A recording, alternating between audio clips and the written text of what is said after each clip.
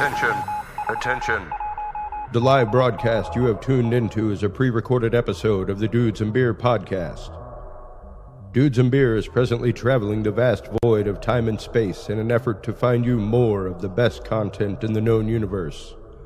Enjoy the following transmission, and remember, if you can't be good at it.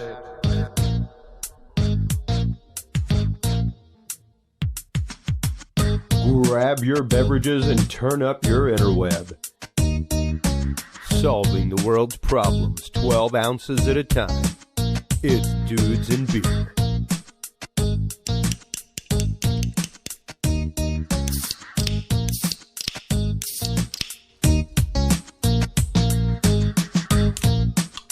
Well, hello everybody, and welcome to episode 320 of the Dudes and Beer podcast. Chris Jordan, your host here, coming at you, well, still live from Austin, Texas, because the world has not fully rebooted from the Rona yet, everybody. But it's slowly coming back to life. We have dropped mask mandates here in Texas. Things have been going pretty well with that so far. Our guest tonight, speaking of the spiritual path, is Barbara DeLong. She is the author of Whispers of Spiritual Wisdom. We will be talking to her about the world of the spiritual empath, what a spiritual empath is, what empathy itself is. We talk about this concept so much on this show, but how that intones into the world around us every day, what brings us to a point of empathy, and maybe how we can learn a little bit of empathy from all of this horrible situation known as coronavirus, and actively kind of flip it on its head and turn it into a positive despite all the death and destruction that has come from it. So we will be getting into that and so much more right after this message from our sponsor, Podcast Cadet. Have you considered starting a podcast? Looking for a way to make your business a voice of authority in an industry? Then Podcast Cadet is the solution for you. Whether starting a podcast for yourself, your brand, business, school, church, or just plain fun, Podcast Cadet is here to help you navigate the waters of the podcast industry. Specializing in one-on-one consultation and training with industry professionals in fields ranging from podcast technology and editing to distribution, monetization, and even social media strategies. Podcast Cadet tailors their services to the specific needs of you and your podcast. Do you already have a podcast and trying to find ways to engage and grow your audience?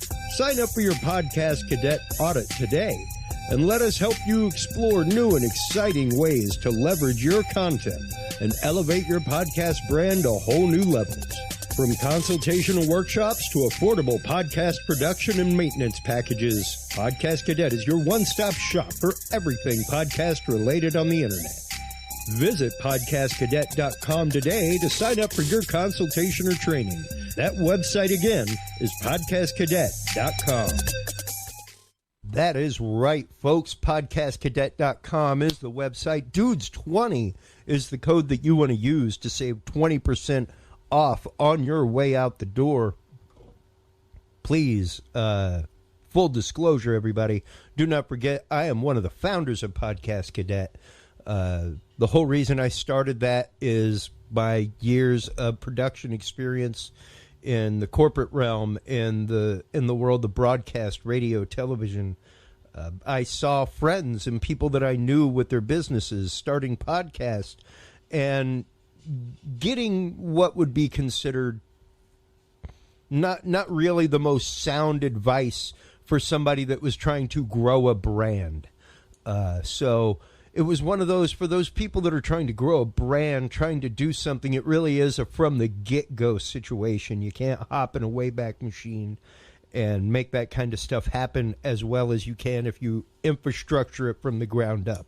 So my wife and I and some branding people and social media people that I knew got together and started this concept. So stop on by. Podcastcadet.com is the website. Dudes20 is the code to save 20% on your way out the door. Speaking of being on the internet, make sure to stop on by the Dudes and Beer podcast. Dudesandbeer.com is the website. Dudesandbeer.com/app is where you can go to get the all-new Dudes and Beer. I know we had an app at one point. This one is a lot more involved, folks. It's got like a private chat room. It's got a guest chat room where you can leave questions for upcoming guests. It's got the full guest schedule there.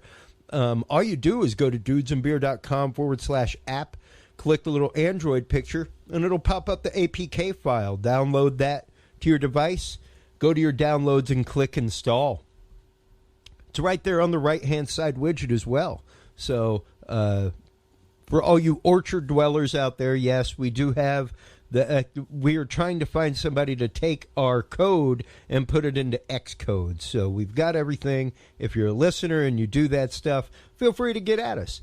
Like we've got a developer account, just got to get the Xcode built. So anyway, stop on by dudesandbeer.com/app is where you can get that. You can tune in live. You can chat in live questions, all kinds of stuff. Our guest tonight, while you're online, Barbara DeLong. She is the host of Nightlight Radio. She is a spiritual empath, as well as author of the book and Kindle version of the book, Whispers of Spiritual Freedom, and owner of BarbaraDeLong.com. How are you today, Barbara? Yes, by the way, it's Whispers of Spiritual Wisdom.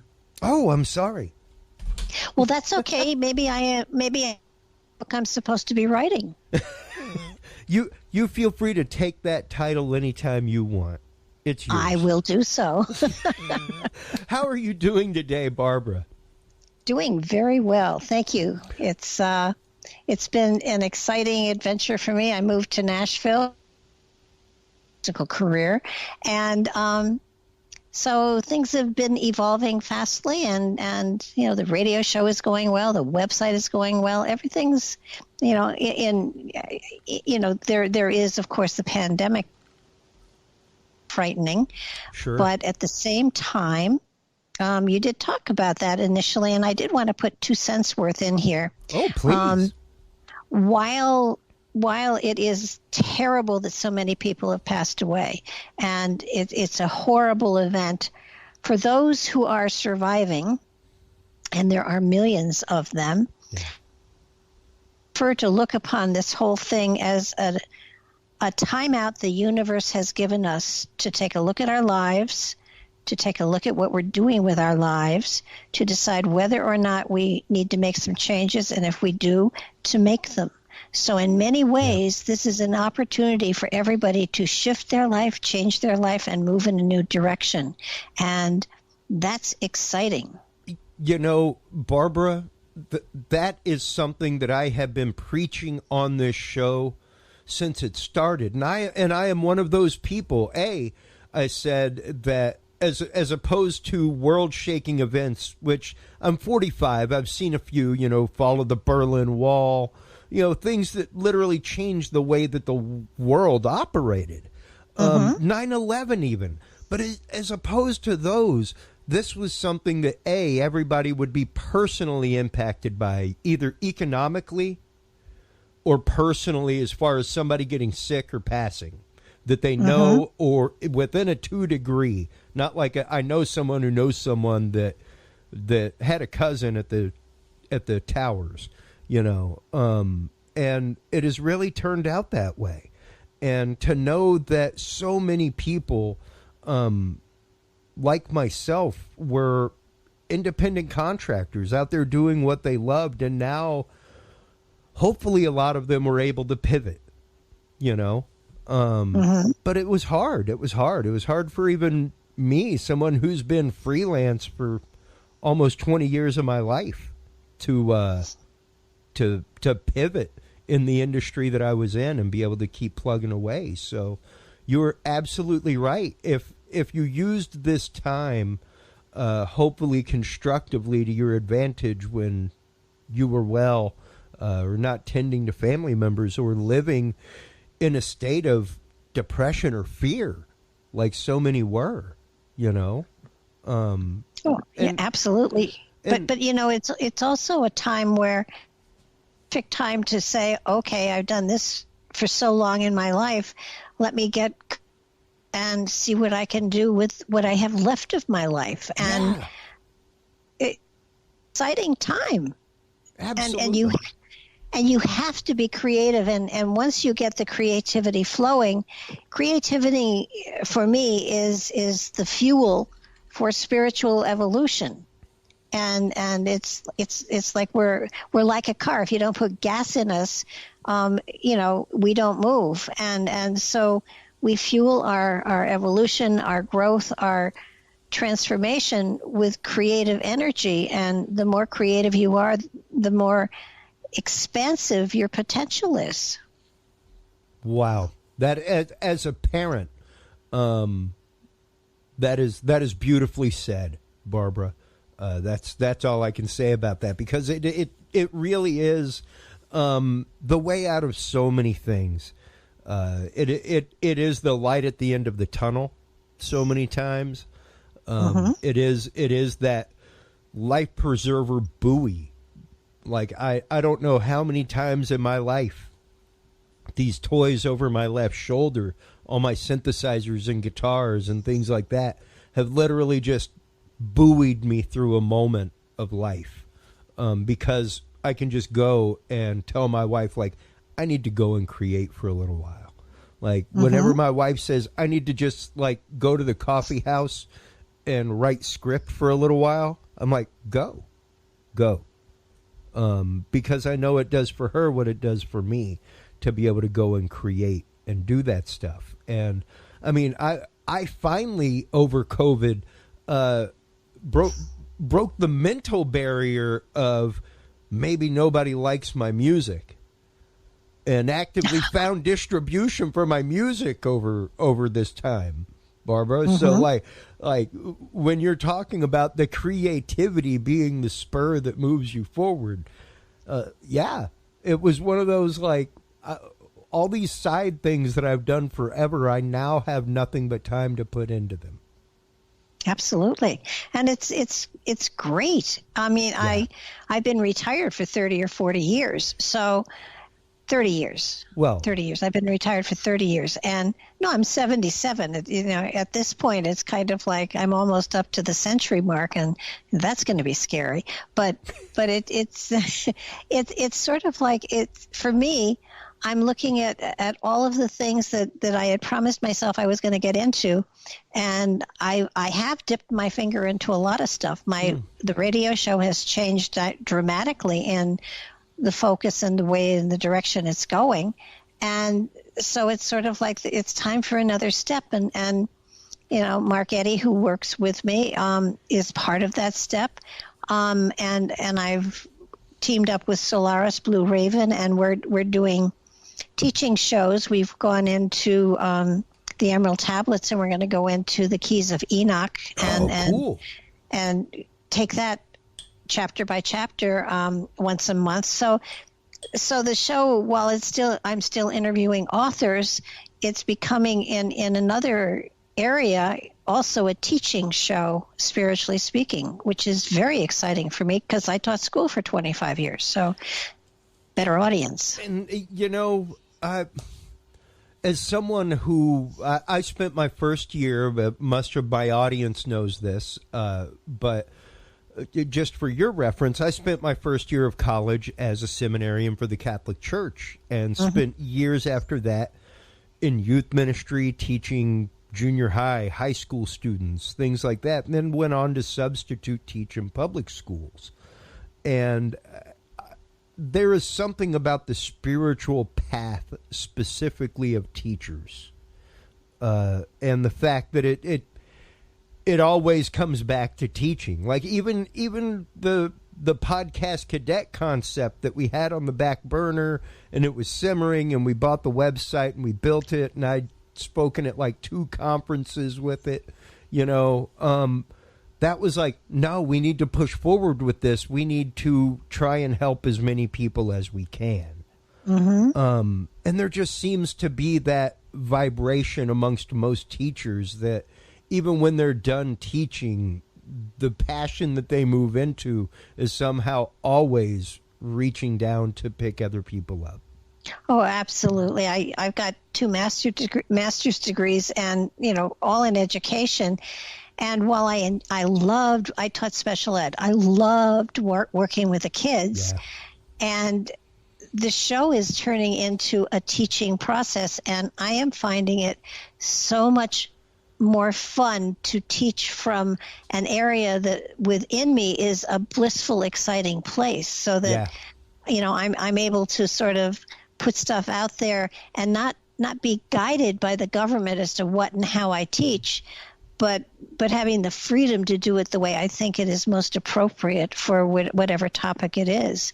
And this has been, just magical for me the last 30, 40 years. So that is so fantastic and beautiful to hear that, because even, sometimes I even needed to check. The people always thought that I would be blowing smoke up their rear whenever I would tell them on site that, like, hey, man, I just get paid to play with people's expensive toys. Like, I don't understand how anybody can be a curmudgeon in my industry. And there are a lot of salty sound guys out there. You know them, guys. You friends of mine that are listening. Some of y'all are the salty sound guy. Because I know I've definitely been the salty video guy on site. And I know the salty lighting guys. And it's one of those like, hey, man, we need to remember that, like, we get paid to play with expensive toys. We could really be working for a living. Like, we come out, we set up a show, and then in 3 days we tear it down, and it never looks the same again. And that's pretty cool. Like, you need to learn to, like, live for that and love that. I have found that with all of the authors that I work with, I'm learning from all of them because I read the book of whatever author I am interviewing. Yeah. I mean, I've never done a cold interview, and I never intend to, and so I'm learning constantly, and in my learning, I'm sharing that with the audience that's listening, so that it's my way of growing. I mean, it's just, in a way, it's a little selfish because I'm having such a good time.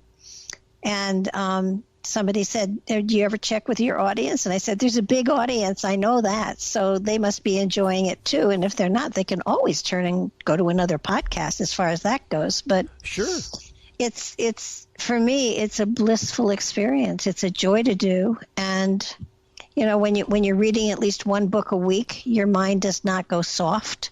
And you are constantly changing your own philosophy. Somebody asked me a long time ago, what did my followers, and that's with air quotes, think about, how I was changing the protocol with which I was doing the show. And I said, well, first of all, my, quote, followers, I said, if anybody is following me, I'm horrified because I really don't know where I'm going, but I'm having a delicious time going there. Right. That's what I say too. The day excuse me, the day this stops being fun, I'm done. Yep, I'm done because now it's work. And yeah, there's some effort that goes into it. There's some effort that goes into my music too, but I don't toil over it. It's not like when I'm on job site and I'm in a state of cat-like readiness just in case something fails or just in case the client has to be pleased, has to be tended to. Like, hey, we have a pop-up. We need 3 speakers and a microphone over in room 22A. Oh, okay. Things like that. That's work. This is not work. Doing this show, even the production behind it and the prep behind it, it's not work. I would be reading these things anyway. Well, yeah, totally. Most of the time I'm sitting back and reading things like esoteric philosophy. I got big, deep over COVID into reading old alchemical texts, things like that. And I love it. I love instruction manuals. That's probably why philosophy is much more my bag than nonfiction. So reading books like yours, going into things like Whispers of Spiritual Wisdom is fun for me. And like you said, I don't like going into cold interviews. I normally, now granted, I'm not a fast reader. I'm a repetitive reader, where frequently I'll go back and reread a page immediately. But I try to read at least through chapter 3 of everybody's book before they come on the show. That way I have a good understanding of hopefully the basis of what they're talking about that evening. Between that and the typical Google stalking that I do for every guest, where it's like, let me go through every page of their website. Let me start reading other things about them. Things like that, that I just did as an on-air producer, you know, which is just the background research to begin with. So, I mean, anybody that reads even parts of my website understands what I'm about. Yeah. So, well, and let's start getting into that a little bit. Exactly what you're about, and what is empathy to begin with, before we get into what is a spiritual empath, and what brought Barbara down this path of being a spiritual, because it really is something that you have to kind of accept, you know. It's a hard task to have in life, to be the one that can walk into a room and just be like, oh, that guy, he's the one that needs the help. Well, an empath is, to be empathetic is to understand the pain or joy that someone else is feeling, and not only feel it, but understand where it came from. And a spiritual empath takes it even deeper as to what that spirit is working on, where that spirit is focused on growing, although that may not be where the intellect of the person thinks they should be going. So it sort of does change greatly how one approaches things. Now, you know, I have performed as a psychic, as a medium, as also, well, a spiritual minister. I served in the pulpit for 5 years. Oh, wow. So that you know, there's a lot of different concepts that go into what makes me a spiritual empath. I like to describe myself as a bridge walker, in that I walk the bridge between the here and the cosmic other side, so that I can touch into those energetics and bring them into this reality to help a person understand their purpose and their direction, and how better for them to deal with whatever comes their way. And that is, like I said, a big responsibility to take on. Even as a psychologist or a therapist to begin with, that's a big one to take on. But when you come to spiritual empathy, how does that come to? Is that a situation that comes to affect you to a point as well? If I'm working with somebody else, you mean? Yeah.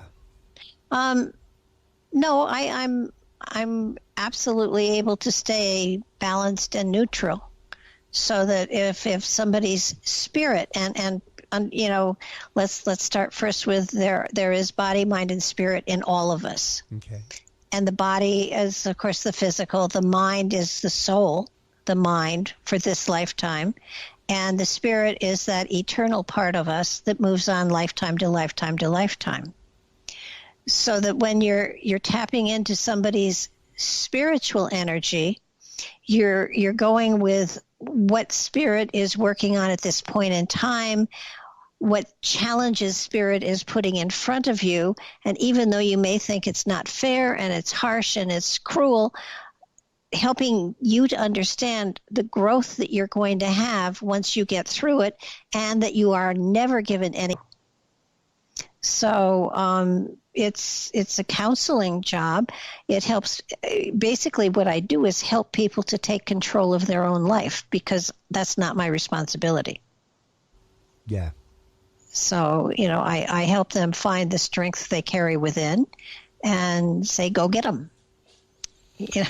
And that is amazing to know that there's still people like you out there. I know that especially the realm of spiritual coach has come into play a lot in recent society. How long have you been on the path of being a spiritual empath, being a spiritual coach, so to speak? Because you were saying that you did ministry previously, things like that. So you've obviously been on that spiritual path for a long time. Like I said earlier, even teaching has its own realm of spirituality to it. Well, if over 50 years. Wow. And the coolest part of it is, which is going to sound strange, everybody finds their doorway, their portal to this particular type of trip. It's different for everyone. But what changed my reality, what shifted my consciousness, what made me know that there was more out there than just this own physical reality was when a UFO landed on my campus and I saw it. And in the 60s. And it was, during that time when J. Allen Hynek was in Michigan. I went to school in Michigan. He was out there calling everything swamp gas. And the incident that I was at, that it landed on my campus. And when it landed, we heard on the radio that a UFO had been spotted over the campus. They had shut down all 3 airports in the area. It was after 11 o'clock at night. So the girls' dorms were locked, not the boys. And this is a long time ago. So I was going to say, I think you're locking up the wrong ones, guys. Yeah, absolutely. So anyhow, we heard police cars, state troopers, and everybody. We heard the cars streaming to the campus with their cars on, their lights on, and their lights flashing. And we heard the radio from one of them saying, we're going to turn the stadium lights on to get a better look. And we saw between my dorm and the baseball field was a building, and we saw the glow in the sky as the lights went on, and then I saw this saucer lift up, and it swooped over my dorm. And the phrase I use all the time is, if it had a VIN number, I would have seen it. Wow. It felt like it hovered there for a moment. It was probably microseconds, and then it went, and it was gone. There was no air displacement. There was no sound. There was no nothing. And what fascinated me was that there were a lot of us there. Several of the girls were just hysterical on the floor. Several were hiding in closets. Others were screaming. Others saw nothing. And there I was wanting a ride. And it it just, and later on, much later, I met an author who published a book called In Focus, and that stated it was on all authenticated cases of UFOs, and mine was one of them.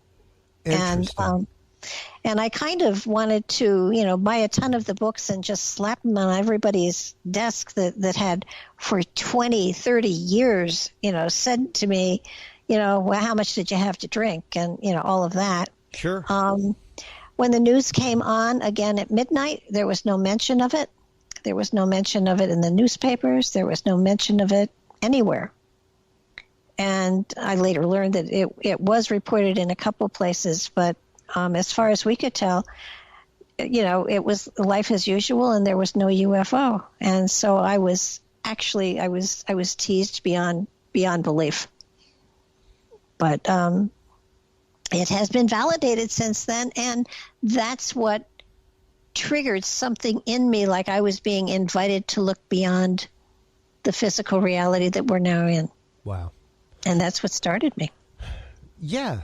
And I love hearing people's personal stories of that, because it really is one of the most personal stories that you can get, is that story of that first moment of spiritual awakening, that first moment, not necessarily, and that's not to say like, quote, religious awakening, folks, because like we say on this show regularly, there is a difference between religion and spirituality.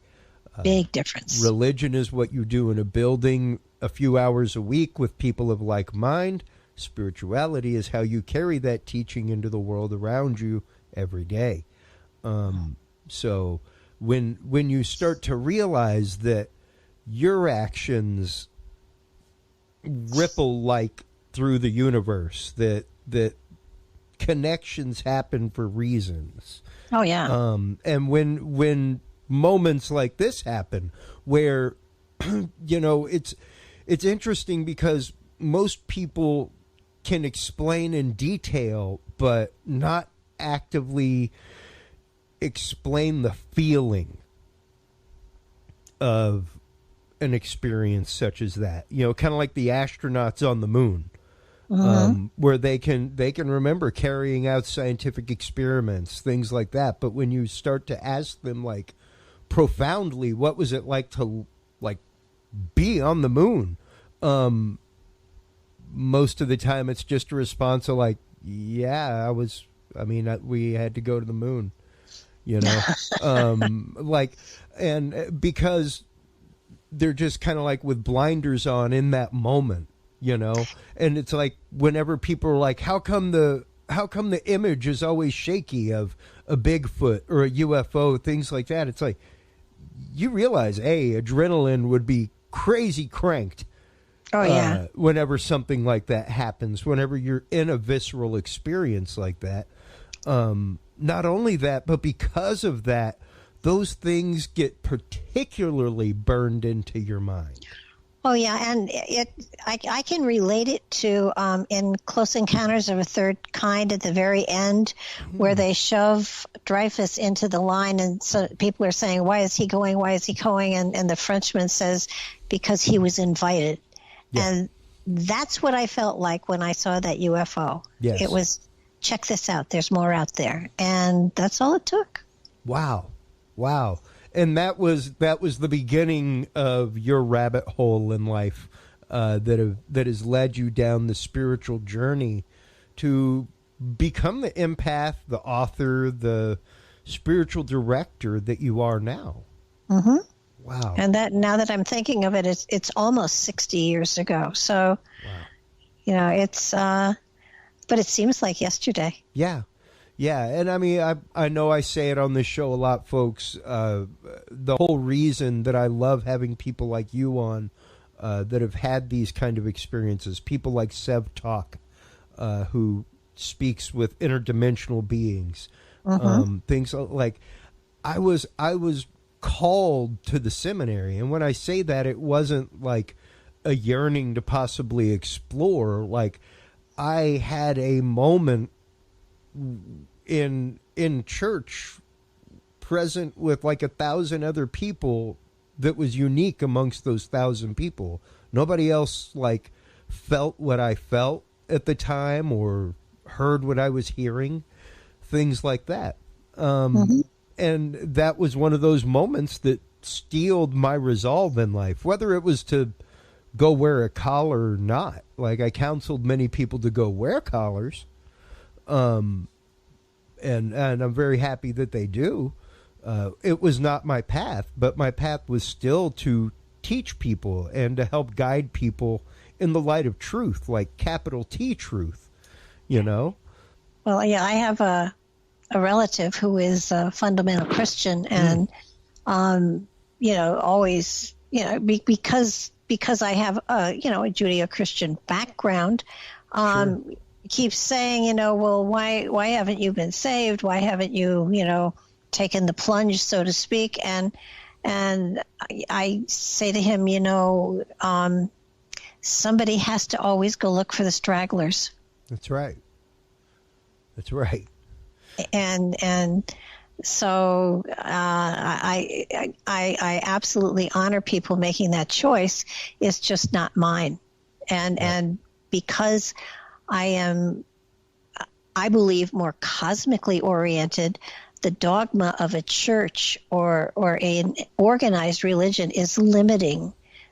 So therefore, I don't like to call the source of all creation God, because to me that's limiting. Yeah. But we're talking about the same person. Sure. Or consciousness. I rather call it consciousness than person.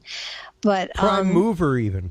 Sure. Yeah. We can go straight Aristotelian on it. And I think that I kind of split off on my own with a lot of people who say our spirits are here and the point of our spiritual evolution is to rejoin with the source. And I don't believe that. I think our spirit is on a journey of creation, and the purpose of our journey is to become a source, not to merge with what created us. That's right.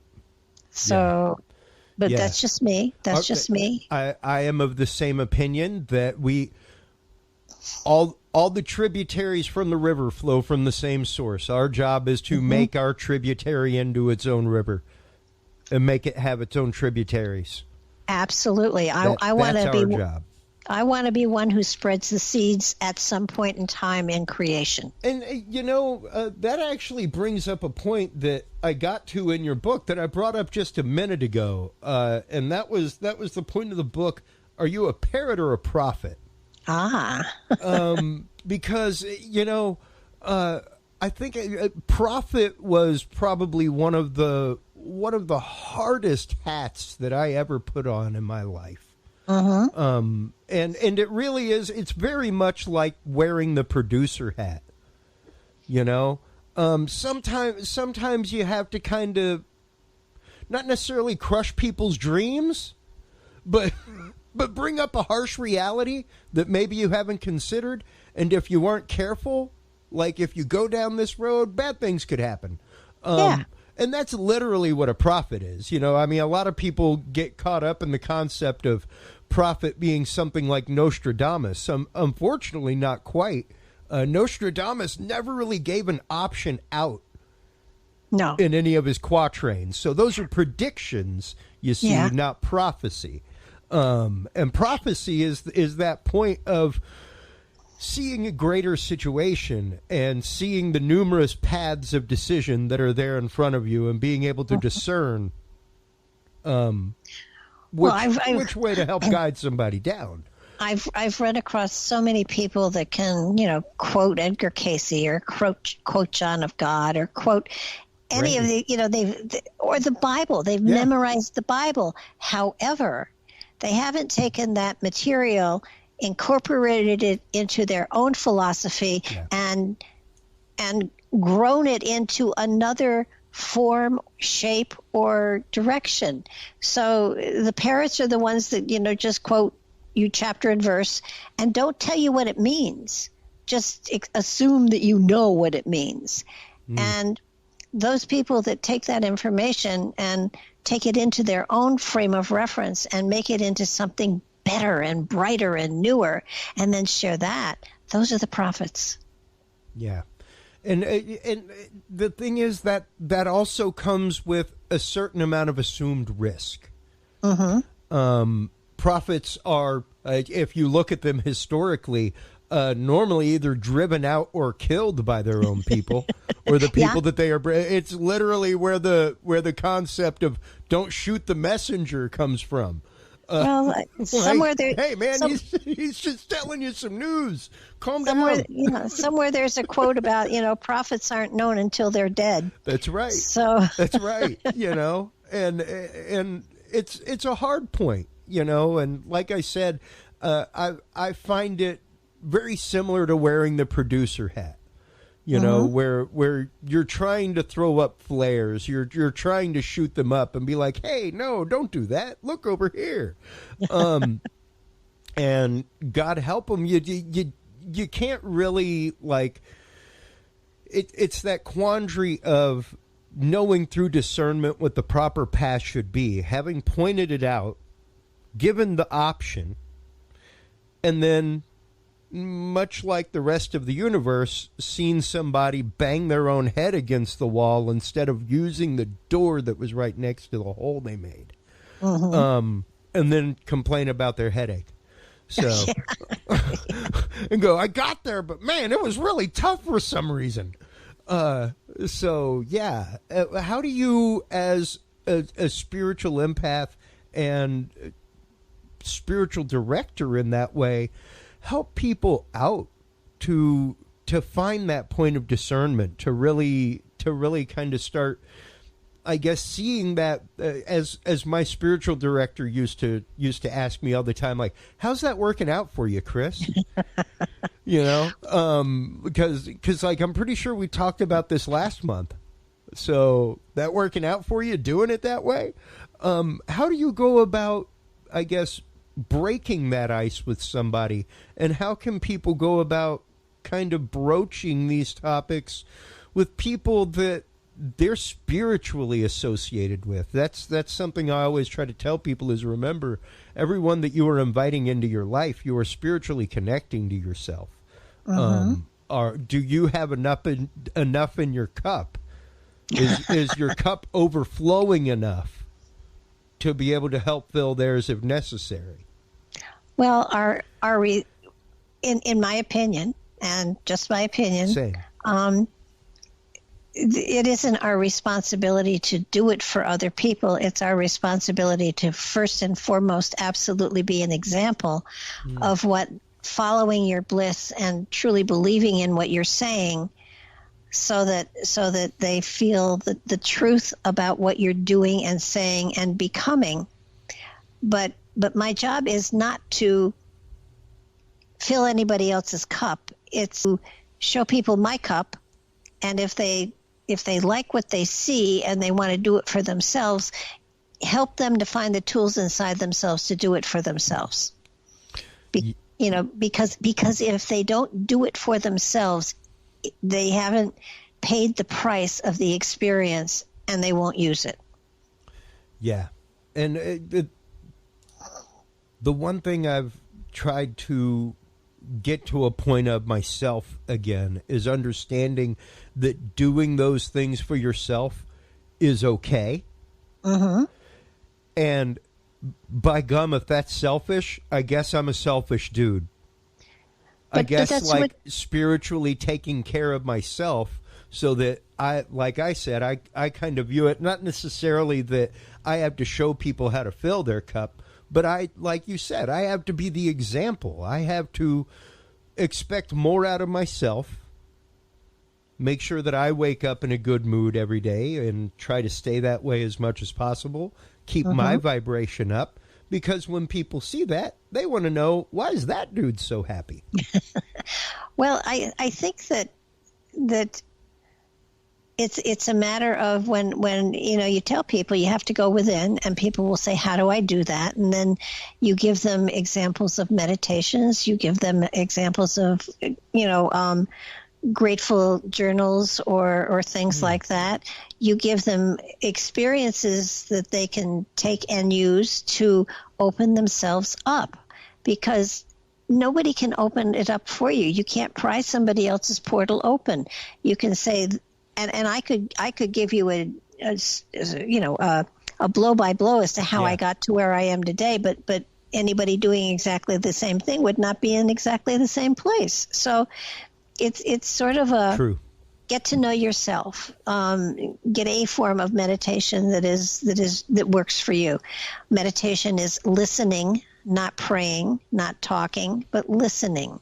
And if you can do empty-headed meditations, that's even better, because that gives the spirit within the chance to try to communicate to you through coincidences, through automatic writing, through lots of different ways. But it's a journey that doesn't it's not one where you chant and you pray and you do all sorts of weird things. It's a very personal thing for everybody, but basically you get to a place where you are able to, I call it clicking in. When I click into that channel, if we make it a radio station, it's a matter of a frequency, and you click into that frequency, and suddenly, boom, the physical reality is gone, and you have magic happening. Yeah. And it's something everybody can do. Everybody has to do for themselves. You can give them information, you can give them books, you can give them exercises, but the reality is it comes down to you have to be the explorer, and you have to break your own pathway.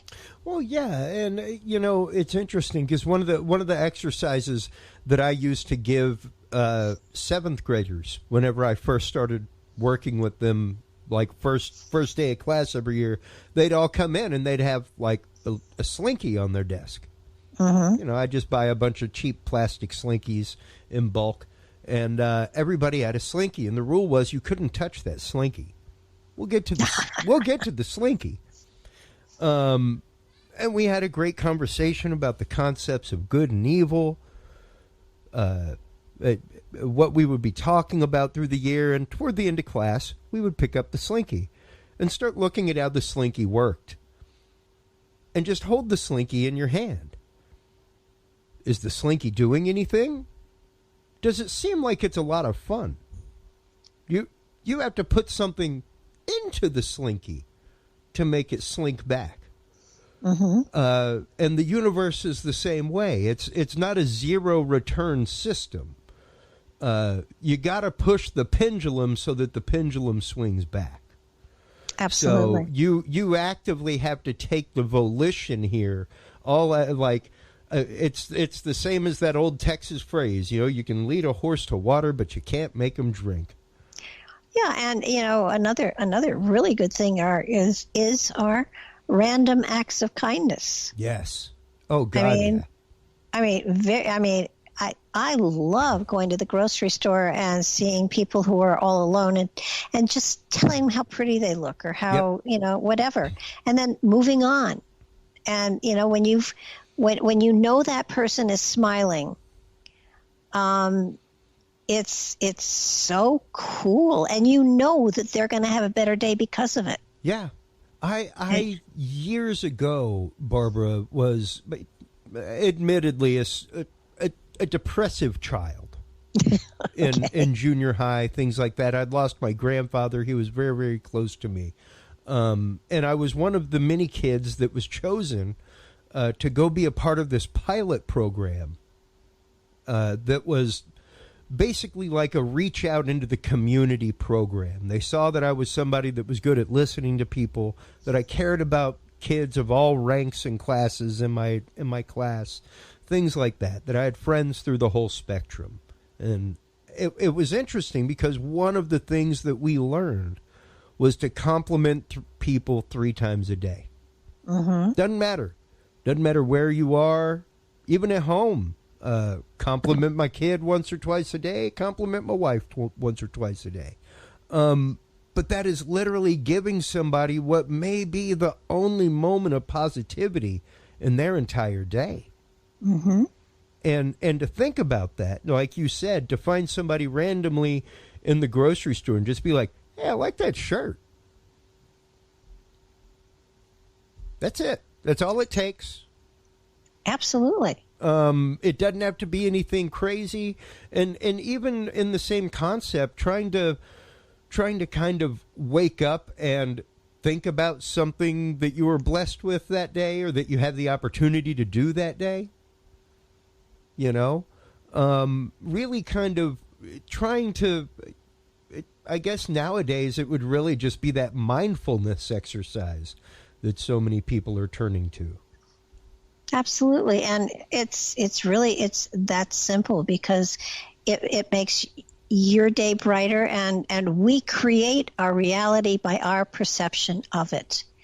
And and if your perception is, oh, this is a dump, then yeah, it's a dump. And, but I find that I have for years now, anytime anybody asks me how I am, I'm always fantastic. Yep. Even if I'm not, I couldn't be better. And the more you put that positive spin on everything, I mean, don't be obnoxious about it. Sure. But it changes the way you're looking at your reality. There's a greater sense of joy within you, and once you have joy within you, then again, magic happens. Yeah. And even I had a club owner at one point early in my rock and roll career, mixing as a live engineer, who asked me, like, man, how come no matter what happens, you have a positive spin about it? What is that about? Can't you just accept the fact that crap just happened? And I'm like, oh no, I fully accept the fact that crap just happened. There is nothing that I can do about the crap happening. Like I said at the beginning of the show, my Wayback Machine goes 30 seconds either direction. That's all I got. So I'm sorry I can't go back and fix the past, but what I can do is you learn, even from this failure, what to not do next time, or how we can make it better next time we come up against the same situation. And exactly. to not see the positive is my fault. Like, the world's thrown all the negative at me. Like, I got no problem seeing the negative. The challenge to me is to try and see a positive, to try and see a growth opportunity for myself. And that really is a challenge, and it takes a certain something to kind of start flipping that script, so to speak. Oh yeah. Because even when I worked in the media, it didn't matter if it was the mainstream media for local news that I worked at, or the alternative media that I worked at, where quite literally the shtick was to read actual news stories, put them through the lens of history, and then extrapolate to the worst case scenario. You take that last part out, pretty cool, informative show. Sure. A lot of the basis of this show. Let's see what's happened in history with these things and what we can do about it now to maybe avoid that or make the situation better. Like a prophet. Or you can live like a fearmonger and make money off of the fact that you are feeding into a negative system, and just feeding that nether void of negativity that is out there and just looming. Well, constantly. yeah, and there are times when in my life things have fallen apart like crazy, sure. and I normally will sit back and say, my goodness, I have created one of the better challenges of all time. Now let's roll up our sleeves and see how I get out of this creatively. Yeah. And I know my mother used to say, what are you doing? And I said, well, I think it's pretty funny that suddenly all my money is gone and I'm, homeless. And she said, aren't you upset? And I said, well, it is a challenge, but, I said, I'm living with you, so I'm really not homeless. And, right. And all right, so everything fell apart, but that means I can build it better, and I can build it, greater the next time. And maybe I won't have a few of the flaws that were in the first part of my life that caused it to tumble down and say, start again, sweetheart. So, yeah. And point where she would catch me in one of those moods, and she said, what are we rebuilding? And I would tell her, and we'd sit down and we'd brainstorm how I could have done better in a different situation, and how that one will never happen again. And that was always the basis of every sermon I gave in the Spiritualist Church. I That's get great. go. I'm not qualified to preach at you, but I am qualified to tell you about the mistakes I've made and what I learned and how I changed my behavior from that one.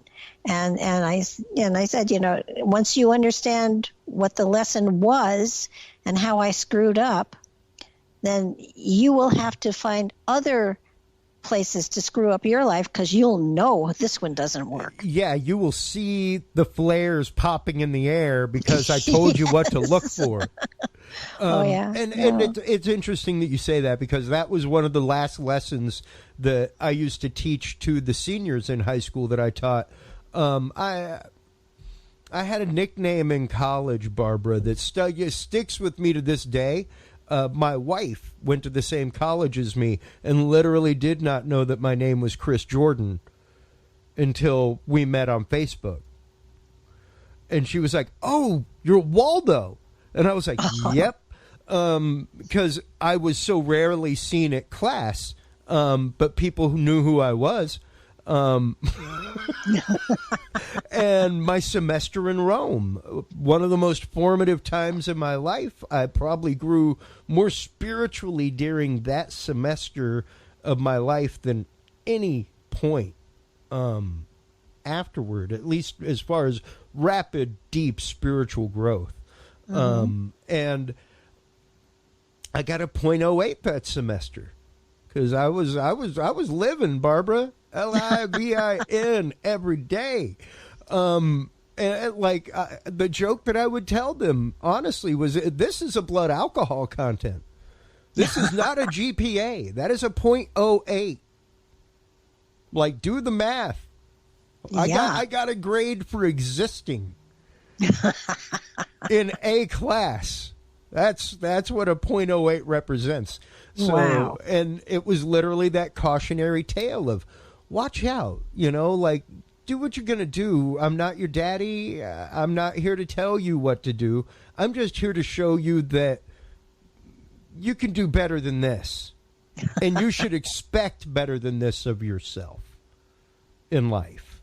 And I've still got that locked away in a box of letters, things like that I keep and go through every once in a while to pick myself up. That little slip of paper, that GPA is still in there.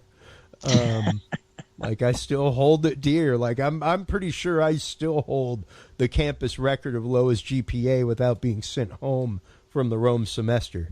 Wow. Because that's a pretty hardcore GPA, .08. But yeah, it really is. It's important to let people know that you failed. It shows the humanity in the world.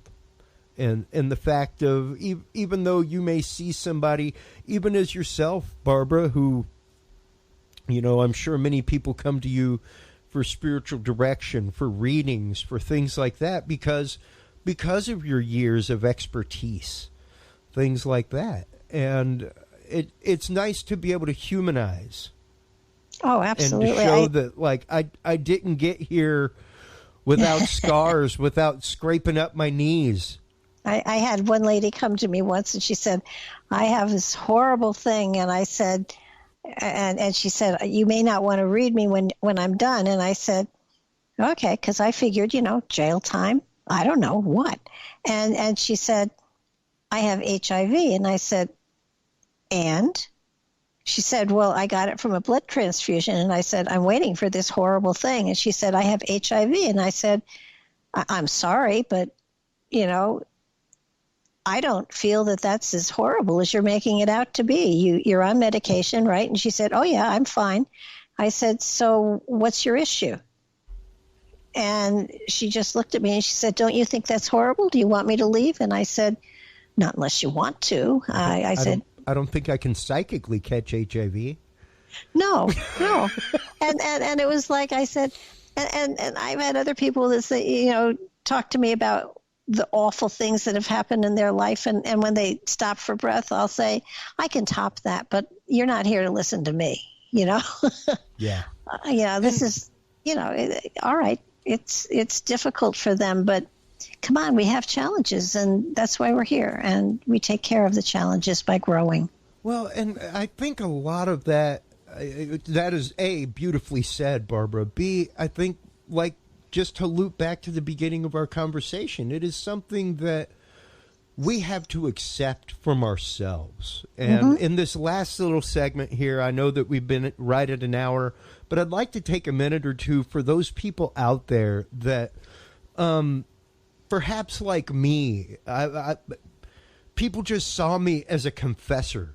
One of my very good friends from college to this day still tells the story of how we met out in the woods at a keg party, and she just literally told me everything about her life. And she was like, I have no idea why I did that. Like, it's not what I do. I'm one of the most private people in the world. It was just, we were talking, and I just got this feeling that I could trust you. And everything just came out. And I was like, yeah, that's cool. Happens a lot. That's cool. So when people see that, when people kind of recognize that in themselves, what would be your advice for them to maybe start going down that path if that is something that they so choose? Because it really is, like I said, something that you need to make the conscious decision that is what you're going to do. I mean, God willing, capital G, universe, God willing, we're all out there trying to do the best for everybody around us. I think that that everybody has a calling, and it doesn't mean they have to serve in an official position. And that sometimes people minister just by living their lives as they would want others to, as they feel is the most appropriate for them. It's a personal choice, and not everybody is meant to be the one that gets all of the stuff dumped in their laps. But as an individual, the very greatest gift you can give to another human being, the greatest gift, bar none, is your time. Yes. And if you listen, and don't even make a comment, because lots of people just need to talk. If you listen and your attention is 100% with them, that's the best gift you can give. Amen. I had to give you the soft applause underneath that, because good God, yes. That is exactly what we preach on this show on a regular basis, Barbara, is that the only way we can build empathy, that true compassion, that concept of suffering alongside somebody and walking a mile in their shoes, is to not wait your turn to talk. Yes. As a matter of fact, don't even want to talk. Just want to listen. Want to listen and want to understand why somebody believes what they believe. Accept it for what it is. Accept it prima facie. Don't dig any deeper. Don't ask them to go any deeper. But just accept it. And don't turn around and give your experience. Just let their experience be the one that's on the table. Yeah, exactly. Because like you were saying earlier, like we say on the show all the time, there really is no comparison. Like, I can't necessarily give a full-on meaning, or not necessarily meaning, but feeling of what I experienced the day that I was called, and the many days after that. I know I felt the universe pulling me in a certain direction, like immovably. Like, there's no doubt this is what I have to do. Through my realm of discernment in life, that's what I've figured out. I need to listen to this. So, yeah, to know that there are folks like you out there. Where can people go to schedule spiritual readings with you, to schedule appointments? Where can they go to check out Nightlight Radio? It is time for shameless self-promotion. All of it is right on my website. They can contact me through the website, BarbaraDeLong.com. There's a place where you can click to send me an email or whatever, and I will get right back to you. That is fantastic. Thank you so much for the time tonight, Barbara. I greatly appreciate it. I love having conversations with people that are just about building a good foundation in life, building a good, happy, self-fulfilled foundation in life. It's one of those, I remember one of my spiritual directors one time telling me that the whole concept of, quote, somebody completes you is one of the most emotionally irresponsible things you can ever do. Oh, gosh, yes. I was like, wow. I had some really, like, slap you in the face spiritual directors in life, Barbara, that were like, hey, listen, like, I am not going to soften the blow. If you say this kind of thing, you really need to go explore yourself a little bit more, because you need to be content with yourself before you can go helping other people. You need to be happy and fulfilled within yourself before the universe is going to provide you that proper mate in life, if that's what you're looking for. Absolutely. And it really is about getting, like you said, your own house in order. So thank you so much. It was my pleasure. Well, while please do hold the line while we close things out. While you are online checking out all the great work of Barbara DeLong, spiritual empath, host a nightlight radio show, all kinds of good stuff over there at barbaradelong.com. Make sure to stop on by the Dudes and Beer podcast, download the new app. Don't worry, Orchard Dwellers, it is coming to you soon. We will be getting it out there as soon as we can get a next coder. In addition to that, make sure to stop on by the HC Universal Network. If you have a podcast that you want to get out there, distribute, whatever, stop on by hcuniversalnetwork.com and they can help you out. Until next time, everybody, I'm Chris Jordan. This is Dudes and Beer. Take care of yourself, take care of each other, and remember, if you can't be good, be good at it. Thanks for listening to this episode of the Dudes and Beer podcast. To listen to our audio streams or chat with us live, download the official Dudes and Beer app for Android and iDevices, available on Google Play and iTunes markets. For more episodes, content, and information, visit us online at dudesandbeer.com. You can also find our episodes on Breach.tv, iHeartRadio, Spreaker, SoundCloud, iTunes, YouTube, Stitcher, or your favorite podcast service. Dudes and Beer is a proud member of the HC Universal Network family of podcasts. For more about our sponsors and other podcasts on this network, visit hcuniversalnetwork.com. Thanks for listening, everybody, and until next time, drink responsibly.